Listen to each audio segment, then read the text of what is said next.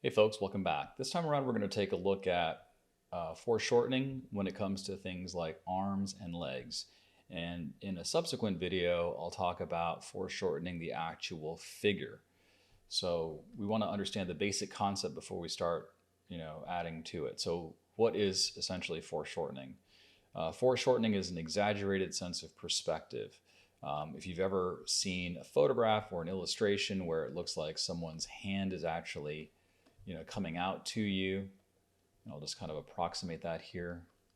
If this is the shoulder blade and this is the head, there's almost a sense of exaggerated perspective. We've got the head, we've got the upper arm, we've got the lower arm, and then, you can potentially have, the hands, right?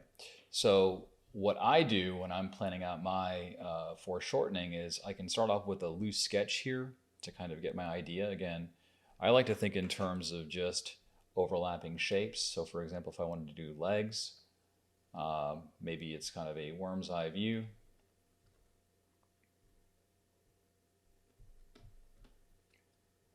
Just simply connect those. And if this is the pelvis here, maybe I've got another leg in the back.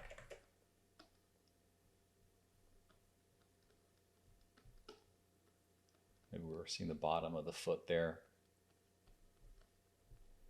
And we've got the head.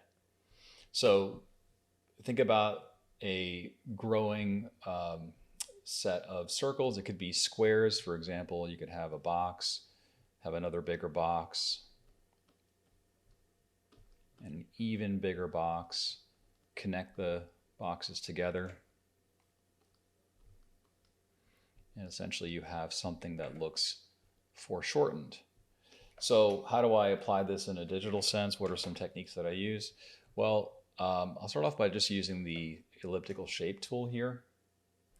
And I just have a few little assets that I use to help me quickly plan things like this out. I'll just drag my grid onto my circle. I'll scale it down like so. I want the grid to appear within the circle, so I can hide the grid, use the magic wand tool, select inside the circle, bring the grid back, hit Command J. It pops that selection off onto its own layer. And I've got basically this shape.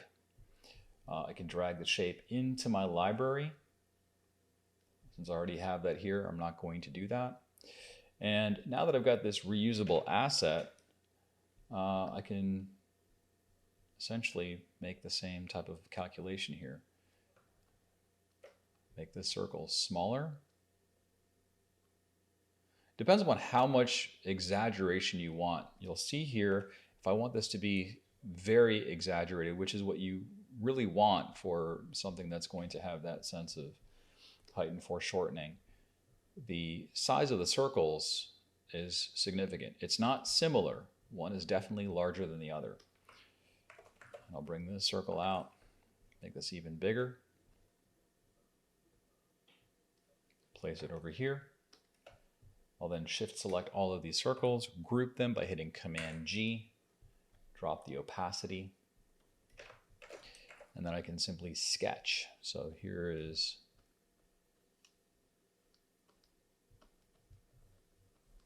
what I ended up with. And I'll just simplify this so you can see the basic shape. These little templates are used to help me plan the shape. So if I move this off to the side, we can map this to either a leg or an arm. I'm going to just take this sketch here.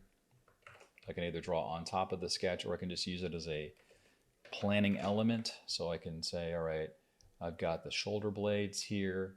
I've got the upper arm. And I've got the lower arm. And the lower arm is going to kind of flare out. Maybe I've got the head. And maybe I've got the hand here.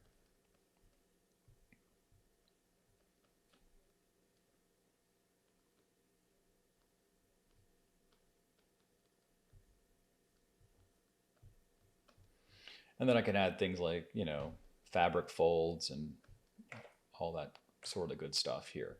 But the key takeaway here is that when you're thinking about exaggerating, limbs in that exaggerated perspective, you really want to think about that exaggerated sense of scale. Let's just do one more with legs. We'll just take this.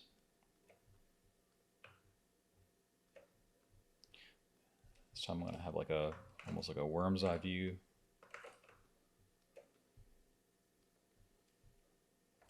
The distance, like if I'm looking up at someone's legs, I'm really not going to see that much distance between where the hip is and where the kneecap is. So that's something else that you want to keep in mind. Let's just make this significantly larger. It's almost like a snowman, I guess.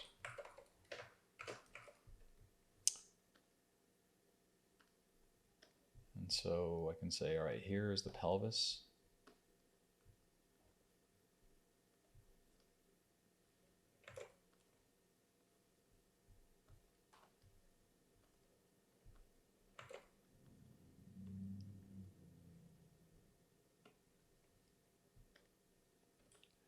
I can hide this.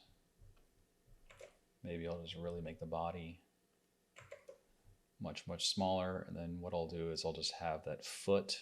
I need to scale this down. Maybe the foot is getting ready to squash a bug or something like that. So we see the bottom of the foot. Like so.